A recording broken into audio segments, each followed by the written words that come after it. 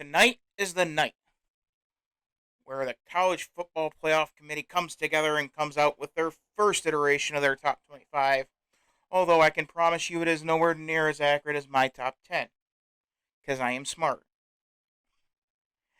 I'm Dylan Hildreth. This is the Dylan Hildreth Show. Make sure to like the video, subscribe to the channel, and, well, quite simply, let's get in to my top 10. Number 10, Oregon. They have looked so good since week 1 against Georgia. They've beaten UCLA, who I believe is the number one team in the Pac-12, and they beat Cal, which I thought they would struggle with. They did not, and they're the most improved team, and the bulk of their schedule is right on the back half with Utah and Oregon State. So we'll know exactly what they're made of by the time the season's up. Number 9, USC. This team scares me because they are coach and quarterback and then not much else. I don't feel confident they're going to go in and beat UCLA. I don't even know if they're going to be able to beat Notre Dame, for that matter. But they have looked good. Caleb Williams is an absolute monster at quarterback. And USC is just a year or so off of being where they need to be in order to be competitive nationally. Number 8, UCLA. I still think the Bruins are the best team in the Pac-12.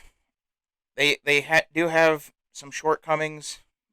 They lost at Oregon, and Oregon just kind of played out of their mind. And when you have a team that was that on, it's gonna be hard to beat. It's hard to beat them when a team like Oregon was that much on. But they did bounce back, throttled Stanford. They got USC coming on the horizon. I think they win that. The only question is by how much. So UCLA, number 8. Number 7, Texas Christian University. I like them. I think they're Big 12 good. I don't think they're nationally good. They don't have really anything left on their schedule. Oklahoma State getting destroyed by Kansas State did not look good for them. Texas losing, that's not a good look. They just don't have the juice to make that jump into the college football playoff, even as an undefeated. And I don't think they would get in over a one-loss SEC non-champion. I just a lot of tough breaks for TCU. Number 6, Alabama Crimson Tide. Alabama's Alabama, I think, is they're a good team in a bad division. I think the SEC West is wildly overrated. Ole Miss isn't who we thought they were. Mississippi State has never really been that good. They just always have a crap ton of hype. Nonetheless, it's the SEC, and we got to all bow down to the mighty SEC. Now, does Alabama beat LSU? Or does Alabama get upset by LSU? Who knows? I'll be doing a video on it later this week, so make sure to hit the alarm button on by the subscribe button that you should have hit at the beginning of this, and find out what I think completely on the Bama LSU game. Speaking of Tigers, number 5, Clemson. This, I don't know what kind of dirt that DJ has on Dabo, or if Dabo's trying to play with a poker face.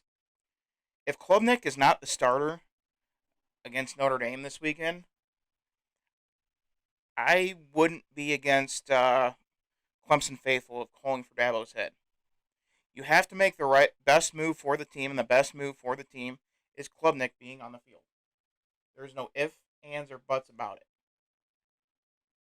If Klubnik is the starter, then I I don't think it's out of the realm of possibility of Clemson being a national championship contender. Klubnik is that good. Number 4, Ohio State. They're soft. Like, soft. It's They're not going to be able to run the ball against Michigan.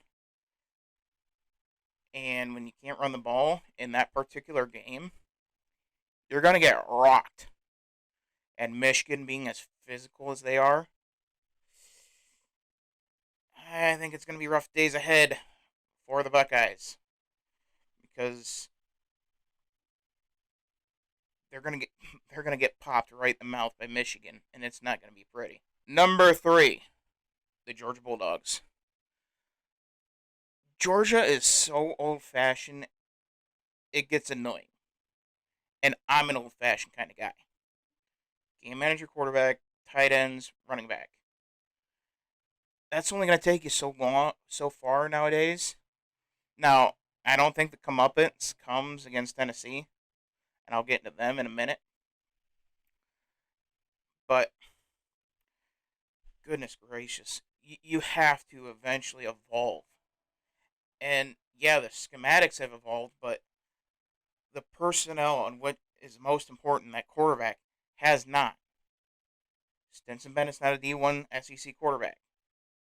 He's not. Carson Beck can't. I think is. Brock Vandergriff, I think is. But I mean, if you actually watch the games, you'll see Stetson Bennett he's not a feature. He's a bug. And again, I think it was whoever was calling the game. Like, oh, Stetson Bennett, he's great. Where? When? Show me. He misses the easy throws. He's mobile, not burn you mobile. I mean, come on. Come on. Number 2, good old Rocky Top, Tennessee Volunteers. Integrity purposes, I have to put them at 2. They have a very good, uh, track record this year. Strong schedule so far.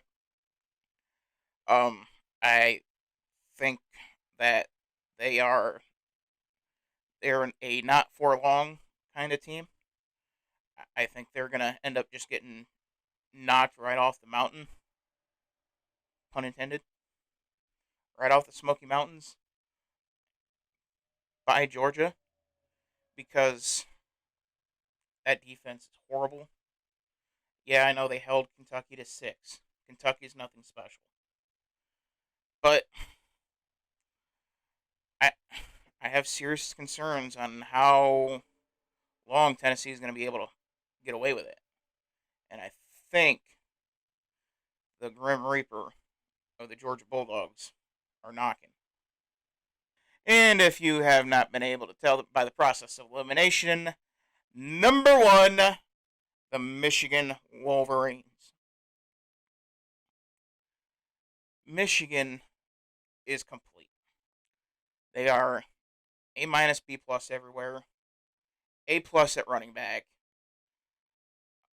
I mean, I think they're holding McCarthy back a little bit, but I think that's more by design. And JJ's just been absolutely efficient. The play calling on both sides have been good. The secondary's good. I mean, there is no team that is more complete in college football right now than the University of Michigan Wolverines. They have earned the number 1 spot, and that's why I put them there.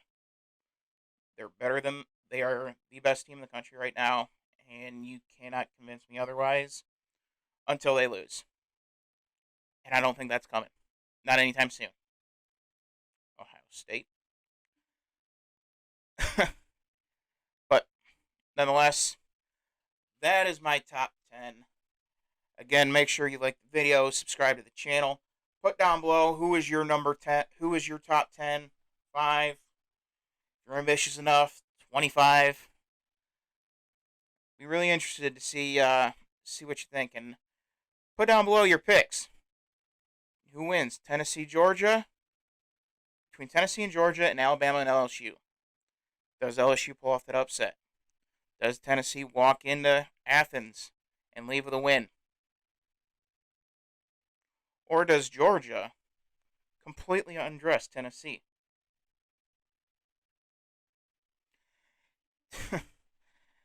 But nonetheless, thank you for watching, and we'll see you next time on the Dylan Hilder Show.